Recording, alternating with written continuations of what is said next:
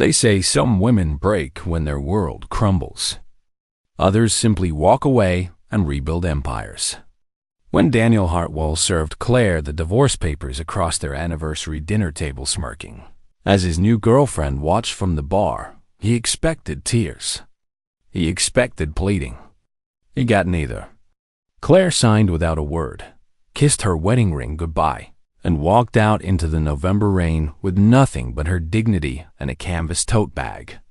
Daniel toasted his freedom with expensive whiskey, laughing about dodging a bullet. He had no idea that 30,000 feet above him, a private Gulfstream was already changing course. By morning, the bullet he thought he dodged would be aimed directly at his empire. The restaurant was called Luminance, one of those places where the chandeliers cost more than most people's cars and the waitstaff moved like synchronized dancers. Claire Monroe had made the reservation 6 weeks ago, back when she still believed her marriage was worth celebrating. 10 years. A decade of building a life with a man she thought she knew. She sat across from Daniel now, watching him check his phone for the 14th time in 20 minutes. The candlelight caught the silver at his temples distinguished. Everyone called it. She used to trace those silver strands with her fingers on lazy Sunday mornings. Claire, we need to talk. Daniel's voice cut through her memories like a scalpel through silk. She set down her water glass carefully. The crystal made a soft chime against the marble table. About what? About us. About this. He gestured vaguely between them, his Rolex catching the light. That watch had been a gift from her father 3 years ago when Daniel's architecture firm finally broke even. Her father had believed in Daniel when no one else did. We've grown apart. Claire felt something cold settle in her chest, but her face remained calm. She'd learned that trick from her grandmother. Never let them see you break. Have we? Don't make this harder than it needs to be. Daniel pulled an envelope from his jacket pocket. It was cream-colored, expensive stationery. He slid it across the table like a business transaction. I've already signed. My lawyer says if you sign tonight, we can fast-track the whole thing. 6 months maximum. The envelope sat between the breadbasket and the untouched wine. Claire didn't reach for it. Instead, she looked past Daniel's shoulder to the bar, where a young woman in a red dress sat nursing a martini. The woman was watching them with barely concealed interest, her lips curved in a small, satisfied smile. That's her, isn't it? Claire's voice was steady. Your new project manager. What was her name? Amber? Daniel had the decency to flush, but only slightly. This isn't about her. This is about you and me. We want different things, Claire. You want, I don't know, suburban mediocrity. Book clubs and garden parties. I need more. I need ambition, fire, I see. Claire reached for the envelope. Her hands didn't shake. Inside the envelope were papers. Lots of them. Claire skimmed the legalese, irreconcilable differences, equitable distribution of assets, waiver of spousal support. That last part made her pause. You're waiving alimony? She looked up at Daniel. I supported us for 3 years while you built your firm. And I'm grateful. Daniel's tone suggested he was anything but. But let's be honest, Claire. You work part-time at a nonprofit. I'm the one who built Hartwell Designs into what it is today. The townhouse, the cars, the lifestyle, that's all me. The waitress appeared with their appetizers. She set them down with quiet efficiency, sensing the tension, and disappeared like smoke. Claire looked at the seared scallops on her plate. She'd been looking forward to them for weeks. Now they looked like rubber. I put my career on hold for you, Claire said quietly. When your mother got sick, who took care of her? When you needed someone to entertain clients because you were too anxious, who hosted those dinners? When you thought about giving up after the Riverside project fell through, that's what spouses do. Daniel interrupted, signaling for the waitress. They support each other. But that chapter's over. I'm with someone who gets the vision. Someone who pushes me creatively. Claire followed his gaze back to Amber at the bar. The younger woman had pulled out her phone and was taking a selfie, pouting at the camera. Very creative. How long? Claire asked. Does it matter? How long? Daniel sighed. 4 months? It just happened, Claire. These things just happen when two creative souls. 4 months. Claire did the math. That was before the summer. Before their vacation to Maine that she'd planned as a last-ditch effort to reconnect.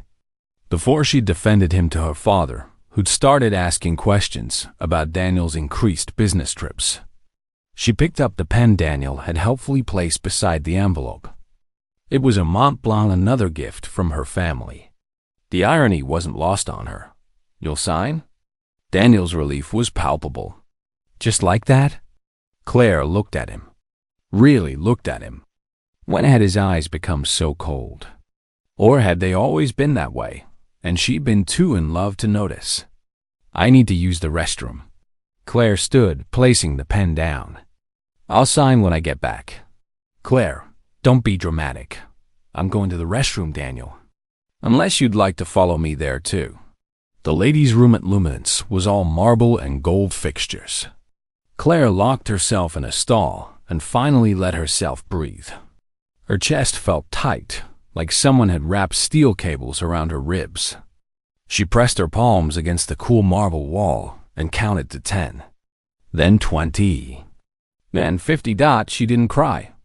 The tears wouldn't come, and that frightened her more than anything. Shouldn't she be devastated? Shouldn't she be falling apart? Her phone buzzed in her clutch. She pulled it out, expecting maybe her sister or her best friend Nora. Instead, it was a text from a number she hadn't seen in 12 years. I heard. The jet's already in the air. Say the word, and we'll have you out of there in 20 minutes. Marcus. Claire stared at the screen. Her thumb hovered over the keyboard. Marcus Blackwell. The name still sent a complicated tangle of emotions through her: regret, curiosity, old affection. They'd met in graduate school, two ambitious kids who thought they could change the world. They'd wanted to build a tech empire. She'd wanted to preserve history through museum work. When he asked her to come to Silicon Valley with him, she'd said no. She'd chosen stability. She'd chosen Daniel. Marcus had gone west anyway. Last she'd heard, his company had just gone public. Something about AI and data security. Forbes had called him the next generation's visionary. She typed, "How did you know?" The response came immediately. "I've always kept track of you, Claire. You deserve better than him. You still do." The jet lands at Riverside Field in 45 minutes. I'm in Singapore, but my team will take care of everything. Please, let me help. Claire looked at herself in the mirror. She was 34 years old. She had a master's degree in art history she'd never fully used. She had a marriage that was ending before her appetizers got cold. She had a husband who thought she was suburban mediocrity. And apparently, she had a billionaire with a private jet offering her an escape route. Claire walked back to the table. Daniel was already eating her scallops, scrolling through his phone. Amber had moved from the bar to a nearby table, not even pretending to be discreet anymore. Feeling better? Daniel asked without looking up. Much. Claire picked up the pen. She signed her name across every flagged page. Her signature was steady, elegant. Years of thank you notes and gallery opening RSVPs had given her beautiful handwriting. Daniel's eyes widened slightly. You're really doing this? You asked me to. Claire capped the pen and placed it on top of the papers. I'm assuming you want me out of the townhouse? I mean, it would be easier. Tonight? Daniel had the grace to look uncomfortable. Amber's lease is up next week, and it seemed, say no more. Claire stood, gathering her clutch and coat. I'll be gone within the hour. You can have your new life, Daniel. I hope it's everything you're dreaming of. She turned to leave, then paused. Oh, and Daniel? That watch you're wearing? My father gave you that. Might want to return it. He's going to ask for it back. She walked past Amber's table without a glance. The younger woman's triumphant smile faltered as Claire moved through the restaurant like she was floating, her chin high, her steps measured. Outside, the November rain had started. It was that fine misting kind that soaked you slowly. Claire stood under the awning and pulled out her phone. "I'm in," she typed to Marcus. "Riverside Field, 45 minutes. 3 dots appeared immediately. Car's already on its way to you. Black Mercedes. Driver's name is Thomas. He'll take you home to pack, then straight to the jet. Pack light. Where we're going, you won't need any of your old things. I'll explain everything once you're airborne." A sleek black Mercedes pulled up to the curb as if summoned by magic. A man in a dark suit stepped out, holding an umbrella. "Mrs. Monroe?" "I'm Thomas. Mr. Blackwell sent me." Claire looked back through the restaurant's windows. She could see Daniel already on his phone, probably calling Amber over. He was laughing. She got in the car. The townhouse looked different when she knew she was leaving it. Claire moved through the rooms like a ghost, touching surfaces she'd cleaned 1,000 times, straightening picture frames she'd chosen with such care. There was the couch where they'd watch Sunday movies, the kitchen where she'd perfected her grandmother's recipe for apple pie, the reading nook where she'd spent countless hours with her books. While Daniel worked late, or so he'd said, she packed quickly. 1 suitcase of clothes, her laptop, a grandmother's pearl necklace that Daniel had never liked because it wasn't modern enough, the leather journal her father had given her for her 30th birthday. She left the wedding dress in the closet, still in its preservation box.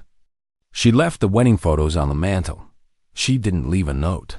Thomas waited in the car, quiet and professional.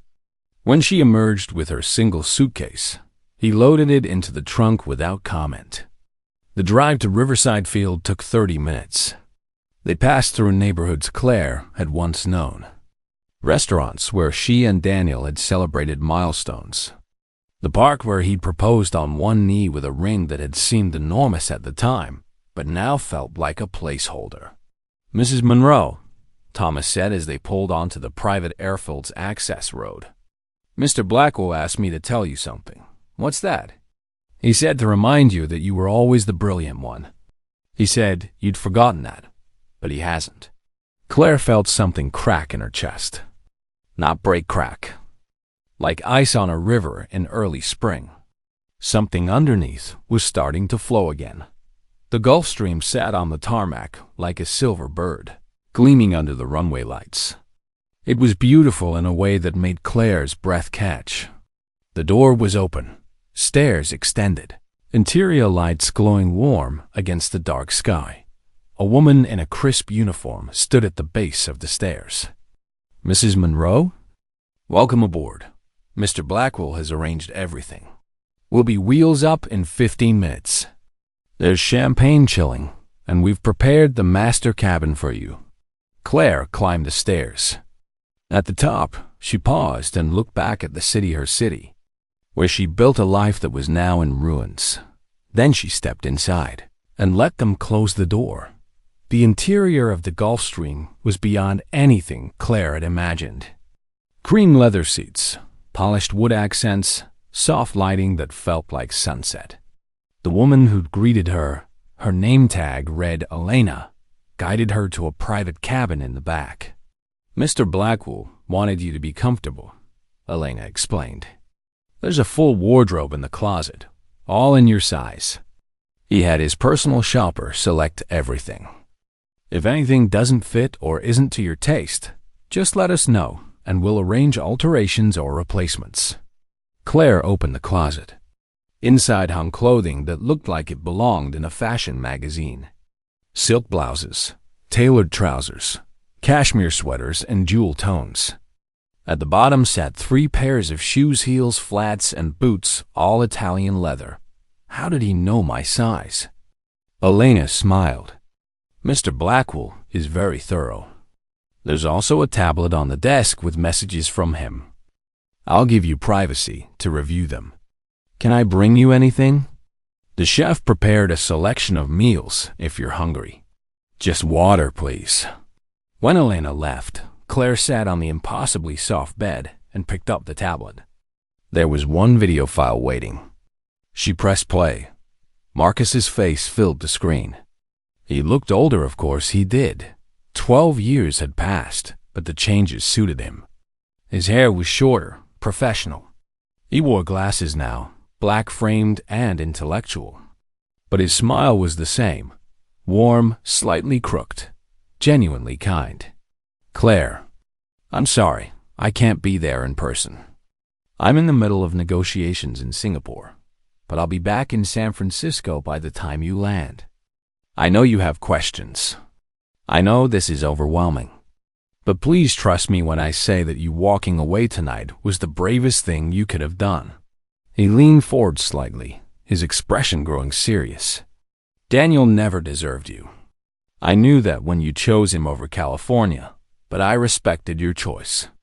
I've watched from a distance as he built his career on your sacrifices, and I've wanted to intervene 1,000 times.